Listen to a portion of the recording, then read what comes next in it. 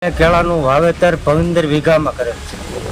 ત્યારે એમાં ટ્રેક્ટરોના ખર્ચા ડીઝલના બહુ મોંઘવારી હતી. ત્યારે કેળાનો ભાવ અત્યારે 80 થી 90 રૂપિયા આવે છે. હાલ અમારા કેળા અમે માર્કેટમાં વેચવા જઈએ છીએ કોઈ લેતું નથી. અંદર એટલો બધો પાક પડી ગયો છે તે કોઈ અહીંયા વેપારી આવતો નથી. હાલ એટલી બધી મંદીના કારણે એટલો બધો ખર્ચો વીઘે 50-60 રૂપિયાનો ખર્ચો લાગી ગયો છે. કોઈ કેળા લેવા ખુશી નથી. આજ અમારે કેળાની આ હાલત થઈ ગઈ છે. અત્યારે હાલમાં 100 રૂપિયા મણ કેળા જાય.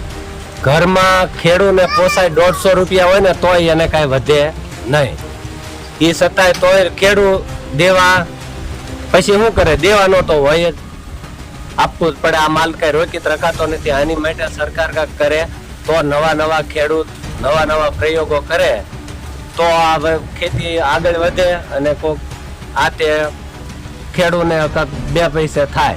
ખેડ કરી હળથી છાણિયું ખાતર નાખ્યું, પછી રોપા મગાવ્યા. રોપા 70 રૂપિયા આવે છે એક વીઘે, 750 રોપા જાય છે.